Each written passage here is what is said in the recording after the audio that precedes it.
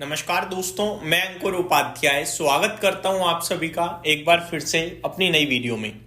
दोस्तों यहाँ पे आप सभी के साथ भारतीय बाजार के बारे में अगर डिस्कस करूं तो बढ़िया तेजी आते हुए दिखी है। आज बढ़िया एक्शन देखने को मिला है। More importantly market at days high, ये सबसे इंपॉर्टेंट है, सबसे इंपॉर्टेंट अभी के हिसाब से देखा जाए तो।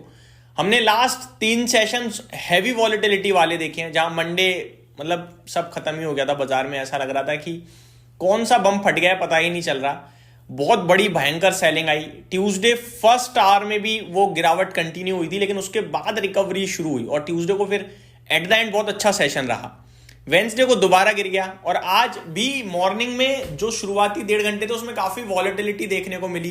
पहले नीचे, फिर ऊपर, फिर दोबारा नीचे एंड इवेंचुअली अभी हम बहुत अच्छा ट्रेड कर रहे हैं। मार्केट एट डे हाई पे ये अभी की बिग ब्रेकिंग में मैं आपके साथ डिस्कस कर सकता हूं। 25,900 पे निफ्टी ट्रेड कर रहा है। 2 बड़ी चीजें पहले बताना चाहूंगा। एक, कुछ इंपॉर्टेंट लेवल्स के ऊपर ट्रेड कर रहे हैं हम। मैंने कल आप सभी के साथ देर रात यही कहा था कि जब तक आप 25,900 के नीचे हो तब तक तो आप ये सोचो कि तेजी तो होती क्या है पता ही नहीं। हमें तेजी का शब्द ही काट दो अपने दिमाग से। 25,900 के ऊपर आने के बाद आप ये सोच सकते हो कि अब इसके नीचे जाएगा तो मैं मंदी करूंगा, और वो लेवल अब है 25,700 का।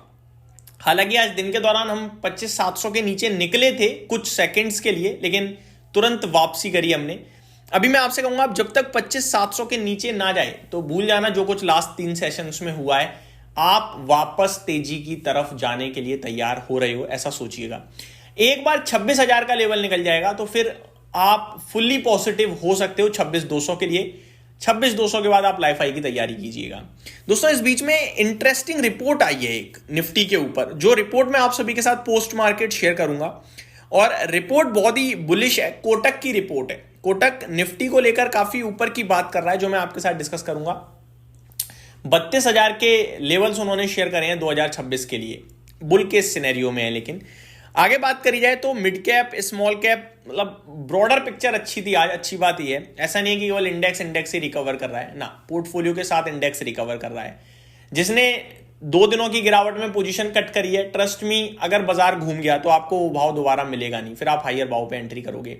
और यही मैंने लास्ट सेशंस में आपके साथ डिस्कस किया है कि मार्केट में जितनी मर्जी कोशिश कर लो टाइमिंग करने की, आप कर ही नहीं सकते। बाजार आपसे टाइम मांगता है। अगर आप टाइम नहीं दे सकते हो, बाजार में मत आओ। आपके लिए एफडीज बेस्ट है। म्यूचुअल फंड्स के माध्यम से पैसा लगा लो, पर मार्केट में तो आपको टाइम देना ही देना पड़ेगा। सिंपल है भाई। बाजार टाइमिंग नहीं कर सकते, टाइम देना पड़ेगा, ये याद रखिएगा। आप सोचते होगे मैं लोस पे बेच दूंगा, अभी बेच देता हूं, नीचे गिरेगा गिरेगा गिरेगा, फिर मैं जहां खरीदूंगा वहीं से घूम जाएगा। नहीं होता भाई ऐसा शेयर बाजार में। आपको समय देना पड़ेगा, कन्विक्शन रखना पड़ेगा। सबसे इंपॉर्टेंट मार्केट में ना कॉन्फिडेंस होता है। वो लूज हो गया तो सब लूज हो गया।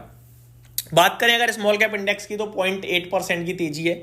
मिड कैप में 1% की तेजी है। बैंक निफ्टी भी ऊपर देखने को मिल रहा है। वैसे तो कुछ ऐसा हुआ नहीं है कि हम लोग बढ़ रहे हैं, बट कुछ नेगेटिव भी नहीं हुआ था, हम गिर रहे थे। ट्रेड डील को लेकर जरूर बाजार में कुछ खबरें आई हैं, आज मैं आपके साथ डिस्कस करना चाहूंगा। ट्रेड डील को लेकर मार्केट में पॉजिटिव या नेगेटिव मेरे को नहीं पता, लेकिन ये जरूर क्लियरिटी आ रही है कि मार्च 2026 तक भारत और यूएस के बीच में ट्रेड डील फाइनल हो सकती है। ऐसे कमेंट्स आए हैं ऑफिशियली आज के सेशन में। आगे बात करी जाए दोस्तों, ब्रॉडर पिक्चर जैसा मैंने कहा बहुत अच्छी थी। सेक्टर स्पेसिफिक बात करूं, एकमात्र क्षेत्र है मीडिया क्षेत्र जो फ्लैट है, बाकी सब में तेजी है। स्पेशली मिड कैप सिलेक्ट में 1.5% की तेजी है। ऑटो इंडेक्स 1% ऊपर है। मेटल, फार्मा 1% ऊपर है। वहीं आईटी, रियल एस्टेट में भी 0.1% की तेजी है। फाइनेंशियल सर्विसेज, पीएसयू बैंक्स आधा परसेंट ऊपर है।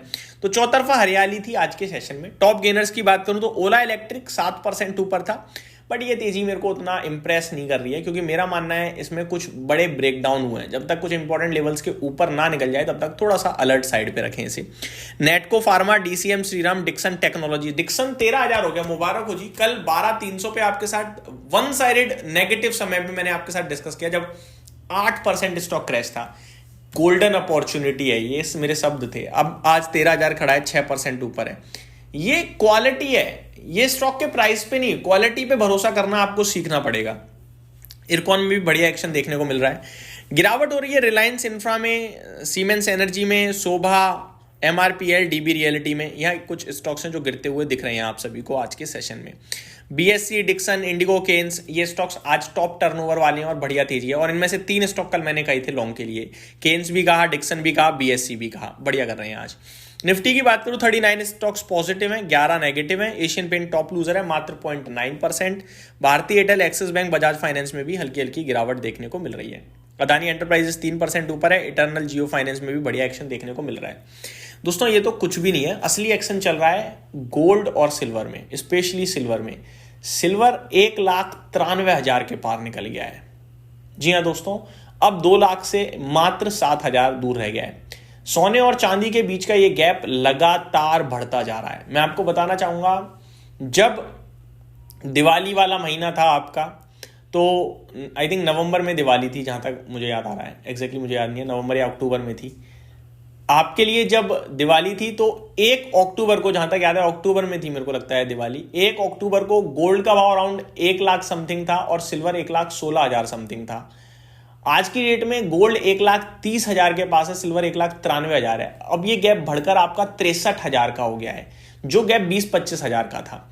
ये आपको दर्शा रहा है कि किस हिसाब से सिल्वर गोल्ड को आउट परफॉर्म कर रहा है। इसके पीछे 2 बड़े कारण हैं, जो मैं आप सभी के साथ आज दिन के दौरान कवर करूंगा।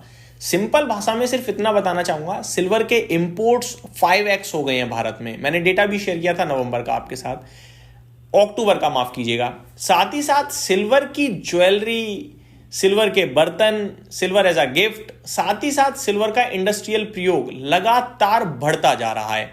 वहीं गोल्ड का प्राइस जरूर बढ़ रहा है, बट डिमांड उतनी नहीं बढ़ रही है। सिल्वर का प्राइस इसलिए बढ़ रहा है क्योंकि डिमांड बहुत स्ट्रांग है। तो ये सारी चीजें हैं जो सिल्वर को डेफिनेटली भगाती जा रही हैं। अब काफी लोग सोचेंगे यहां से भी लिया जा सकता है क्या, तो उसको लेकर कंफ्यूजन है अभी। ये मेरी तरफ से अपडेट्स थी, उम्मीद करता हूं वीडियो पसंद आई होगी। Thank you so much for watching this video. Have a great day guys.